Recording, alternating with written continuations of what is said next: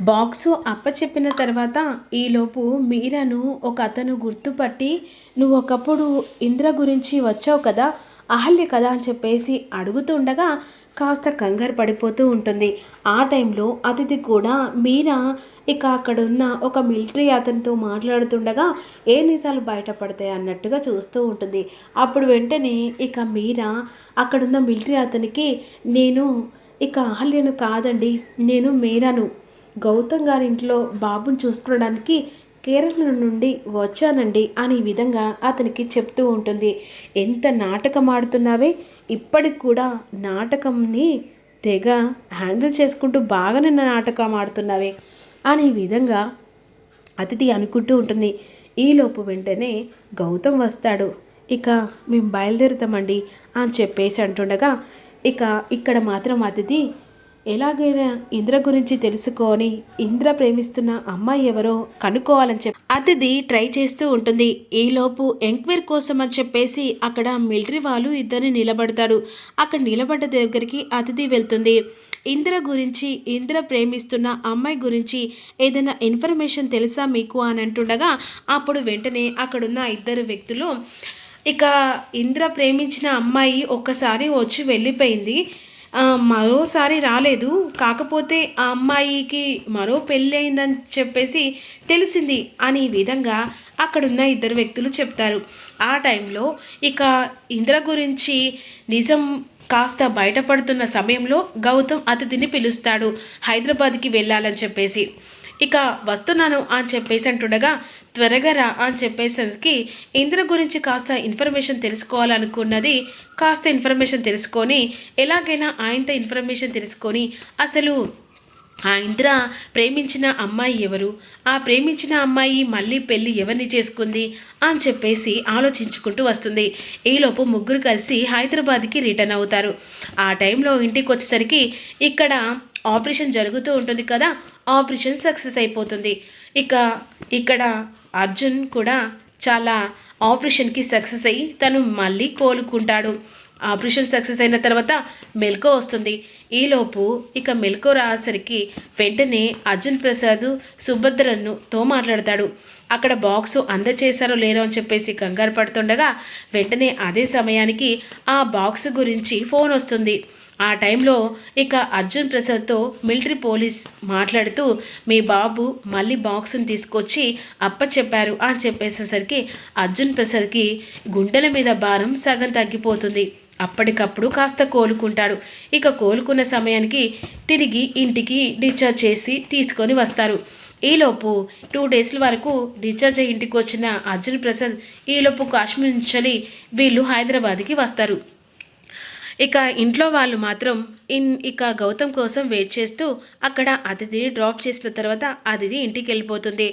ఇక ఎంత శుభవార్త చెప్పావు బేబీ, ఈ శుభవార్త మాత్రం ఎంత సంతోషంగా ఉంది తెలుసా. అవును మామ్, ఇక నేను నిర్ణయం తీసుకున్నాను, ఆ నిర్ణయం ప్రకారమే నువ్వు ఏ సంబంధం చూసి పెళ్లి చేసుకోమంటే అలాగే పెళ్లి చేసుకుంటానని చెప్పేసి వెళ్ళిపోతుంది.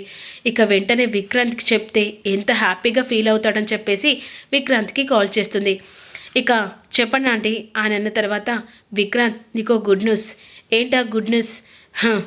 గుడ్ న్యూస్ అయినా బ్యాడ్ న్యూస్ అయినా ఒకటే చెప్తున్నాను, నీ కూతురు నన్ను హింస చేసింది, అంతేకాకుండా ఆ గౌతమ్ గా చేత నన్ను కొట్టించినందుకు ఇక మిమ్మల్ని ఎలా టార్గెట్ చేస్తానో అలా టార్గెట్ చేశాను.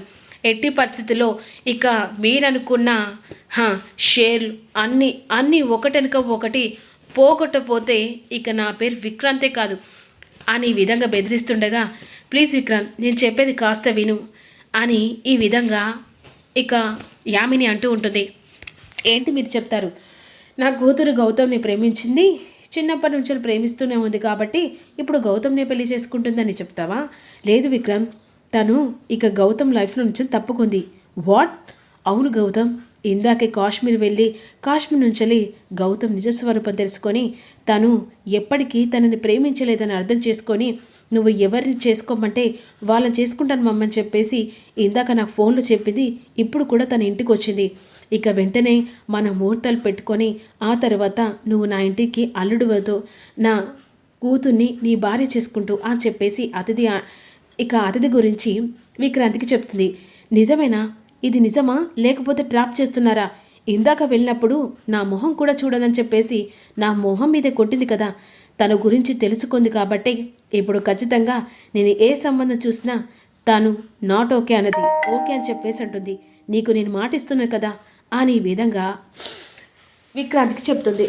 అప్పుడు విక్రాంత్ చాలా సంతోషపడుతూ వెంటనే మా పెళ్ళి జరిగిపోవాలంటే ఇక వెంటనే మనం సంబంధం కుదిరించుకొని పెళ్ళి వెంటనే పెట్టేసుకుంటాం. మళ్ళీ నీ కూతురు మనసు ఎలా మారేది తెలియదు కదా, ఇప్పుడు చెప్తున్నా కదా, నేను మాట ఇస్తున్నాను. నా కూతురు ఎవరిని పెళ్లి చేసుకోమంటే వాళ్ళని చేసుకుంటానని నాకే చెప్పింది కదా అని ఈ విధంగా చాలా సంతోషపడుతూ ఉంటుంది. ఇదిలా ఉండగా హైదరాబాద్ నుంచి ఇద్దరు కలిసి వచ్చి ఇంట్లోకి వస్తారు. ఈలోపు అర్జున్ ప్రసాద్ ఇక తన కొడుకుని వాళ్ళు పొగుడుతున్న మాటలు గుర్తు చేసుకొని తన కొడుకు రాగానే హక్ చేసుకుంటాడు. ఎలా ఉంది నాన్న అంటుండగా ఇప్పుడు ఓకేరా అని అన్న తర్వాత బాక్సు వాళ్ళకి అప్పచెప్పాం నాన్న అని ఈ విధంగా మాట్లాడుతూ ఉంటారు.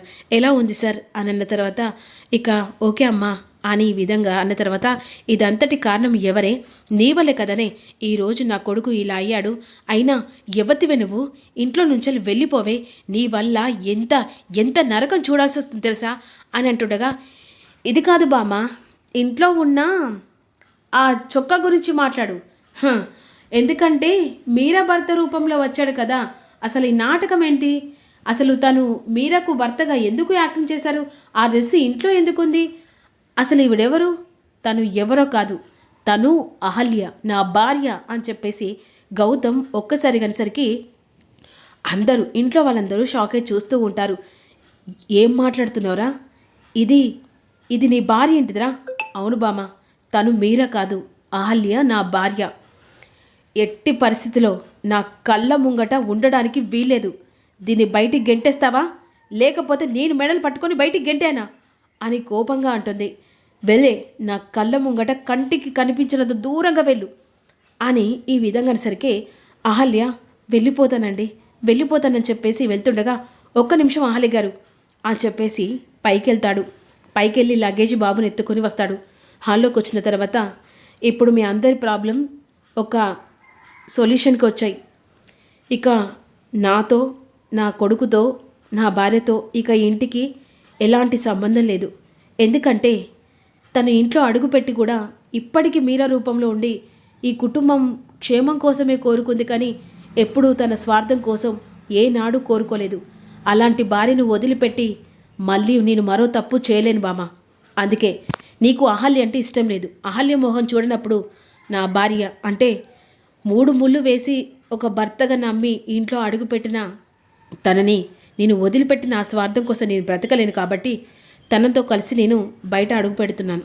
లైఫ్లో ఇక మీరు మొహం చూపెట్టద్దు అని చెప్పేసి అన్నారు కదా, ఇక లైఫ్లో కూడా ఈ ఇంట్లో నేను అడుగు పెట్టను అని చెప్పేసి కట్టుబట్టలతో తన భార్యను తీసుకొని వెళ్తుండగా అర్జున్ ప్రసాద్ ఒక్కసారిగా ఆగరా అని చెప్పేసి అంటాడు. మరి రేపటి అప్కమింగ్లో ఏం జరుగుతుందో తెలుసుకోవాలనుకున్న ప్రతి ఒక్కరూ చిన్న లైక్ చేయండి. లైక్ మాత్రం చాలామంది మిస్ అవుతున్నారండి.